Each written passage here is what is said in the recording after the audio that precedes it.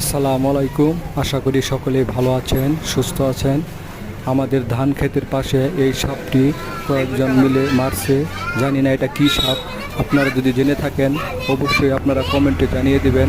সকলেই ভালো থাকবেন, সুস্থ থাকবেন। আল্লাহ হাফেজ।